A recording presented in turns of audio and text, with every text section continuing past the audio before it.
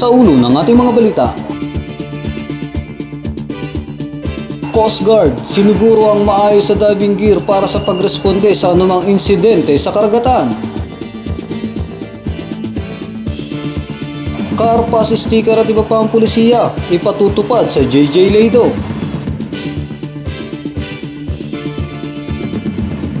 Ilang mga paaralan sa lungsod, hiniling na mabigyang proteksyon ang kanilang mga estudyante laban sa lamok.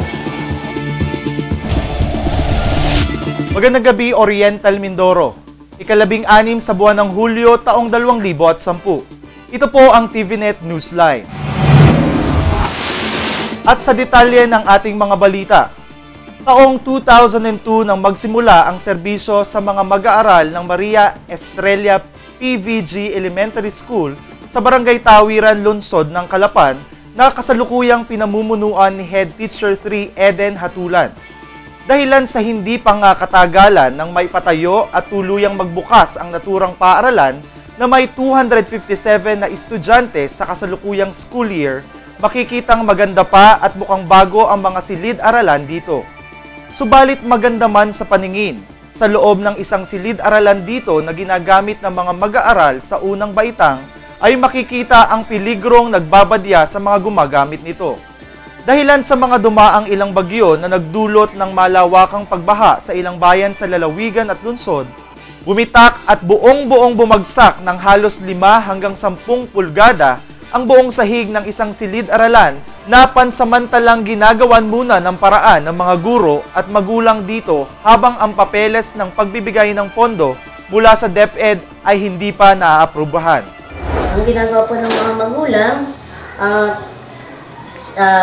pinapaliwanag ko po sa kanila kung ano dapat nilang gawin. So, nag-aano po sila, for temporary po, gumagawa po sila ng paraan kung saan ay nag-aano po sila ng semento para lamang po matakluban ang aming sahig.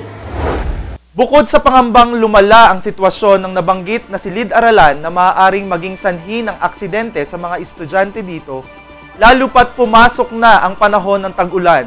Ang alalahanin naman ng pagkakasakit mula sa mga lamok na naglalabasan kapag ganitong panahon ang isa pa rin sa naisa ng mabigyang pansin ng namumuno dito.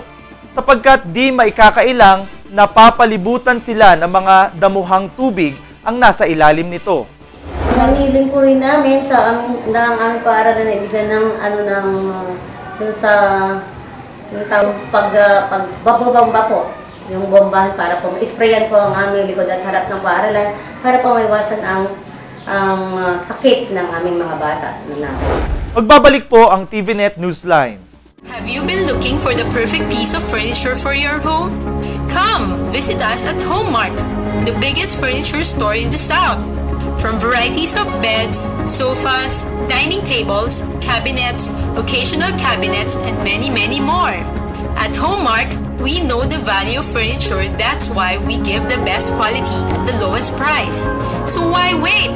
Come and visit us at JB Rizal Street, Barangay Camille Mill. Homemark is truly the mark of your modern home. Magkabahay sa pamahay, Barsanaga Nauhan, a housing community for Pag-ibig Fund members and private employees. Offers townhouse and duplex units, lot area 62 square meters, floor area 36 square meters. At 375,000 price package, only 2,100 monthly through Pag-ibig. Wide landscaped entrance, guardhouse, perimeter fence, parks and playground, big water tank, cemented roads, electric supply with concrete posts, with nearby commercial area. Model units available at the site for viewing. Pamahay project owner, Westchester Realty Corporation. Marketing Manager, RGV Real Estate Center Incorporated. Call 288-2173 or log on to www.rgvcenter.com. Magkabahay sa pamahay, Barsanaga Nauhan.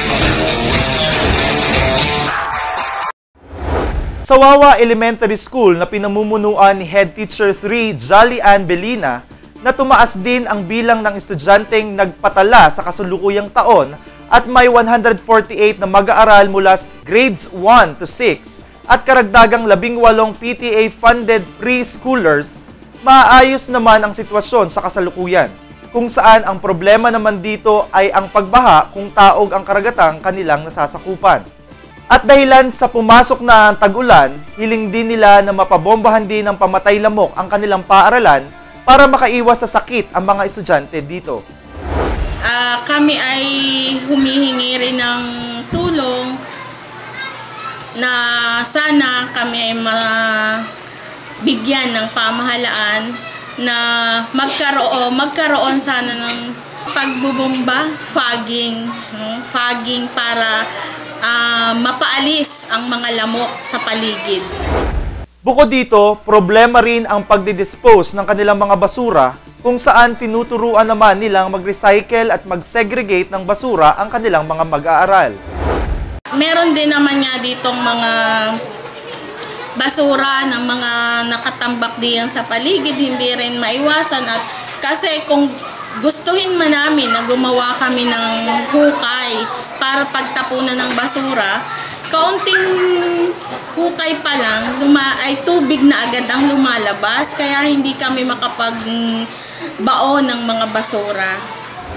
Bagamat naturuan na nila ang kanilang mga mag-aaral ng pagtatapon sa tamang tapunan, problema pa rin ang paglalagyan ng naitapong mga basura, kaya't kahilingan ng mga guro dito ay kung sino man ang makapagbibigay sa kanila ng malalaking drum na may takip na maaari nilang mapag-imbakan ng mga napaghiwa-hiwalay na basura hanggat sa ito ay makuha ng mga truck na nangongolekta nito.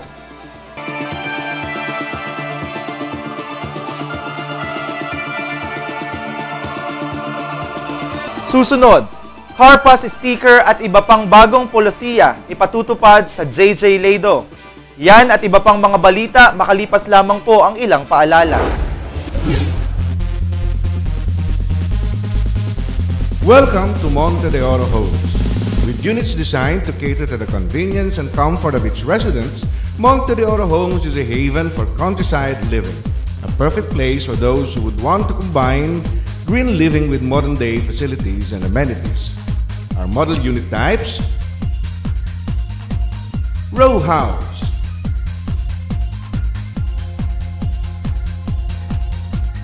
single attached or detached,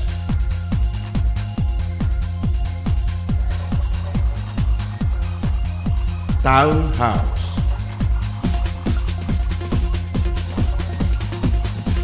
all units are fully finished upon turnover. House and lot package starts at 700,000 pesos. Housing loan can be made through banks and our leading partner, Pag-ibig Fund, with monthly amortization as low as 4,500 pesos or just 145 pesos a day. HLURB licensed to sell 21191. Owner and developer, Consoville Realty Development Corporation. Enjoy these amenities. And with a flood-free strategic location with close proximity to almost everything, it is surely a home for ideal family living.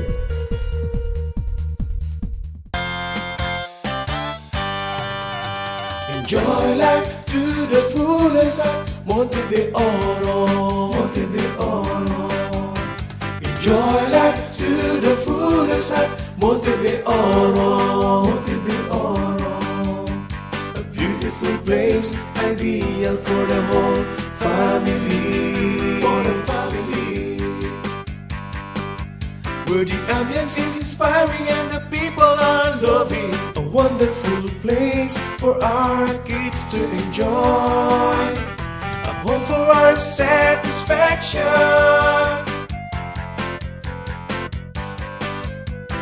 Come home, come